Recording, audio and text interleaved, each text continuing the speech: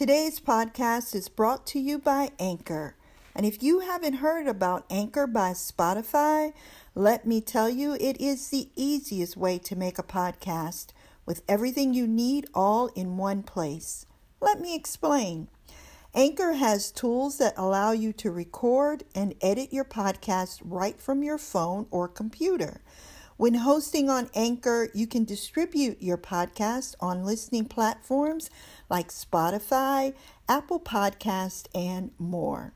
It's everything you need to make a podcast in one place. And best of all, Anchor is totally free.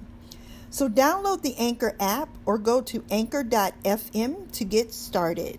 I can't wait to hear what you create.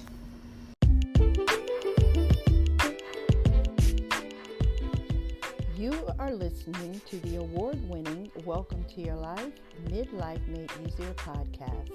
I am your host, certified empowerment coach and yoga teacher, Renee. WTYL is a lifestyle podcast for successful midlife women who feel burnt out from putting everyone else first and who wake up thinking there has to be more to life than this. My mission is to help you increase your self-confidence, self-love, and self-care so that you can reclaim your time, your energy, and live your life without frustration, anger, or overwhelm. If that sounds good, then let's get started.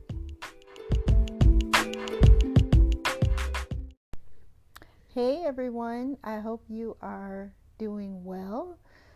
Today we're talking about toxic relationships. How to recognize if you are in one, and then how to get out. You know, toxic relationships are not just found in your personal relationships. So it's not between you and your significant other or just between you and, say, a sibling or a parent. Toxic relationships can actually permeate every area of your life, including friendships and work. So what exactly is a toxic relationship? So the definition that I found stated that a toxic relationship is a relationship characterized by behaviors on the part of the toxic partner that are emotionally and not infrequently physically damaging to their partner. So your personal relationships are great if they support you and make you feel safe. But not all relationships are created equal. And some relationships cause more grief than they're worth. Now, there are times when we stay in bad relationships because we are afraid of being alone. So, whether you are taking a look after listening to today's show at your professional life or your private life, I want you to ask yourself this question. Is your relationship enhancing your life or making it more challenging? If it's making it more challenging, then you have some decisions to make. The human psyche is a funny creature. Even though we know that something's not good for us, we don't automatically cut it off. That goes with food, drugs, and relationships. So even though you know you're in a toxic relationship, it could be challenging and hard for you to leave it, especially if you're in midlife. If you've been in a relationship, in a marriage or in a long-term relationship for a long time, and you are a woman over 50, you might feel like this is it for you and you can't find anything better.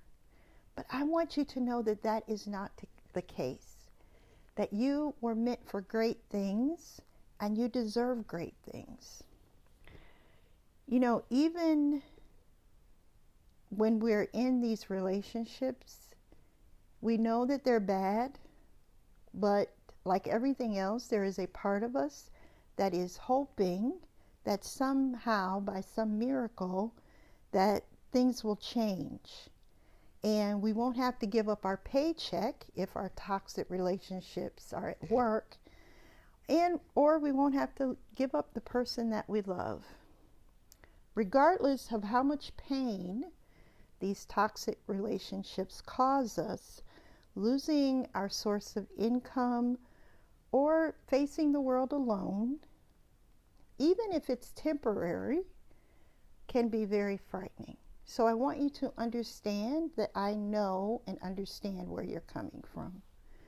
But today, we're going to talk primarily about the signs of toxicity in your personal life.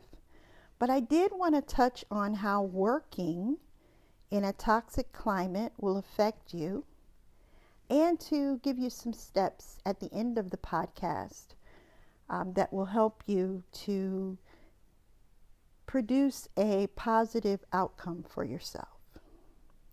The reason I want to touch on negative or toxic relationships in the workplace is because we spend so much of our time at work, whether we're working from home, you know, like many of us are now, or going into an office still. And if you are working in an environment that is not supportive, it will destroy your productivity and also your ability to collaborate with your teammates. Basically, it just gives you the worst working environment ever. I have been in toxic working environments, and trust me when I tell you, I could not get out fast enough. So what are the signs that you might be working in a toxic workplace? You might be surprised to know that research done by the Workplace Bullying Institute, I did not even know there was such an institute, but there is, found that 19% of workers report that they have been bullied at work, and that 72% of their fellow workers knew that it was happening. Your workplace might be toxic if you dread going into work, if you feel emotionally and physically drained at the end of the day, if your productivity is suffering and you're running out of sick and vacation days. You might be in a toxic work environment if there is a constant level of disrespect and lack of communication. If you feel that there is a lack of support and you're not sure if you can trust anyone, so you keep your feelings to yourself. Now, if you work in this kind of toxic environment for any period of time, but the longer that you work in this kind of environment, you might start to exhibit some physical symptoms such as sleepless nights, anxiety, or stress eating. So if you work in a toxic work environment and the atmosphere is so hostile that you feel unsafe, keep listening until the end of this episode, because I'm going to give you some tips to make your way out. Right now we're going to turn the tables just a little bit and talk about the signs of being in a toxic personal relationship. Now, you might have been in a toxic relationship, or you might know a sister or a cousin or a friend who is currently in one, and you can see the signs that this relationship is not good for them, but they might not be able to see it. So, if that is the case, please share this episode with them. My goal is to make sure that we're not only receiving information, but that we're sharing this information out to anyone and everyone that we know could benefit from it. So, signs that you may be in a toxic personal relationship are similar to those of the workplace symptoms. A consistent lack of trust. Do you trust your partner? And if you don't, is the relationship draining because of your lack of trust? And that can be the case, because if you don't trust someone that you're close to, then you don't have any peace. And if you have no peace, then having been in the situation, if you live in a household where there is no peace, it feels like you have worked 100 hours a week. Your body is tired, your mind is tired, and you just can't function. You may be compromising your values regularly. And when you're put in a position to live outside what you believe is important, your self-respect begins to suffer. Your partner is not supportive of your success. Now, I just had a client whose partner, who she felt would not be supportive of her success. She was making more money than him, and she did not want to tell him how much money she was making, or that she'd just been promoted. If you are living in a relationship where you're not able to share your successes with your significant other, then that's not healthy. Another thing that I want you to consider is your partner reliable? If you cannot count on your partner, that only brings more stress into your life, and stress building up over a significant amount of time could be very harmful physically. Maybe there's a lack of affection. So there's a lack of closeness between the two of you. And you might want to ask yourself, why is it that we no longer touch each other? You might feel like going anywhere else but home after work would be more relaxing. And what is worse than spending a stressful day at work, and then instead of deciding to go home, you go sit in a coffee shop alone? Wouldn't it be nice to be able to go home at the end of your day and relax and enjoy the evening? Because our home is supposed to be the place where we find solitude and peace. And if you're not finding it there, then you need to do some investigating. If you feel unsafe with your partner, I want you to understand that no relationship is worth your safety. And you know that old adage that love doesn't hurt? It's not just a cliche. If you are in love with someone and that person is causing you pain or unrest, whether it's physical or emotional, it's time to get out.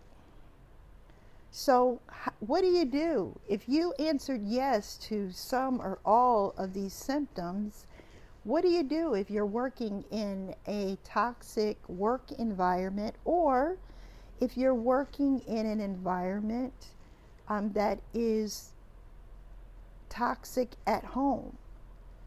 Well, the first thing I want you to consider is getting professional help, either through a therapist or a coach who would be able to help you to sit down and pinpoint exactly what's going on, so that you would have a clear picture of, exactly what's happening in your life, and you'd be able to create a plan accordingly.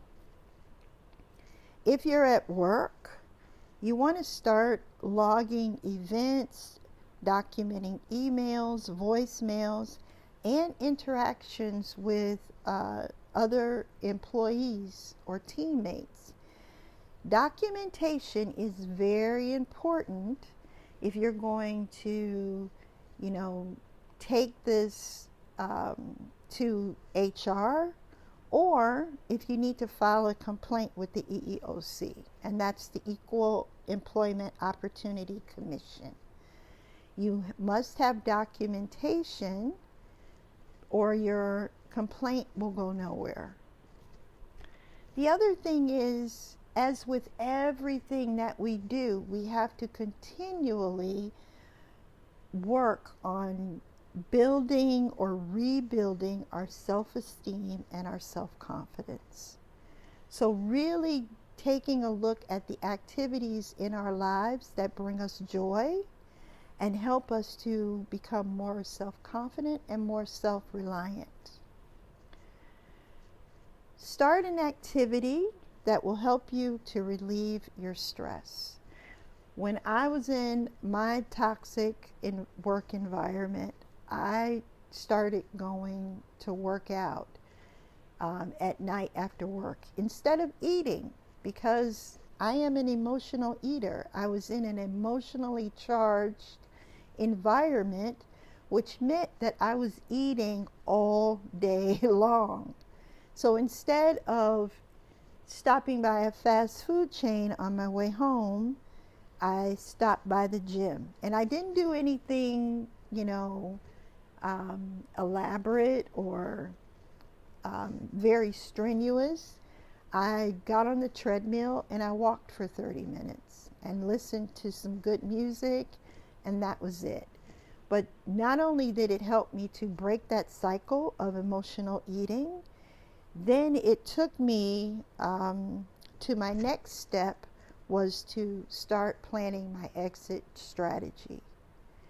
Some people, figure out this is not working for me, I'm out of here.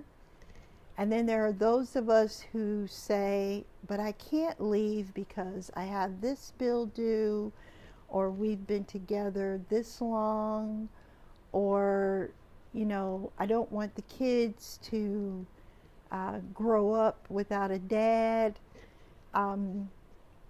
We give ourselves a lot of excuses and we stay. But if you are not happy and you feel emotionally, and sometimes even, not especially, because emotional abuse can be just as devastating as physical abuse. So if you feel emotionally or physically abused, it's time to get out. And you need to start planning your exit strategy. And you can do that by doing our next step, which is creating your village. So you're going to find supportive friends, co-workers, or professional support. Like I said, a therapist or a coach who will be able to comfort you and support you during this process. You do not have to do it alone. I really hope that you're not experiencing any of these symptoms and that your relationships are healthy, supportive, and a source of inspiration to you. But if they're not, it's time to step out of denial and save yourself. Save yourself. You know, there is really something about our generation in that we are, some of us, not all of us, waiting for someone to rescue us. And I blame it on all the fairy tales that we were told as kids. I didn't read any of those books, Cinderella, Snow White, any of those things to my girls when they were growing up.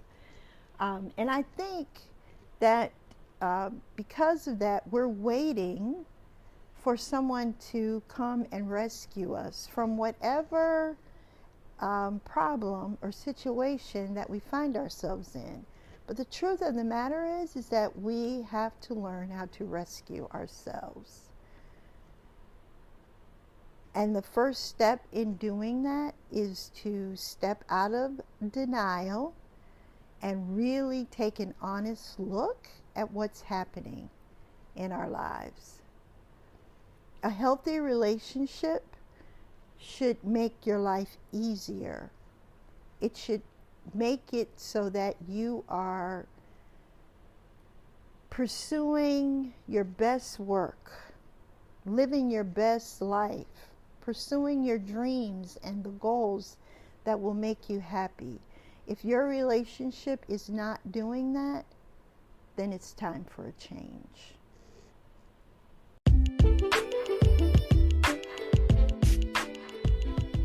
Learn, connect, heal, and grow. Ladies, are you looking for a group of midlife women who are ready to support you, love you, and give you a little kick in the pants when you need it? Then join the Welcome to Your Life Midlife Made Easier Facebook group. Inside of this free group, you'll find additional trainings and resources from me, get your questions answered, and socialize with other midlife women on this crazy journey called life. Inside of the group, we turn midlife crisis into midlife triumph. Click the link in the show notes or head over to the Welcome to Your Life Midlife Made Easier Facebook page. Click on group and answer the 3 questions so you can join today. See you on the inside.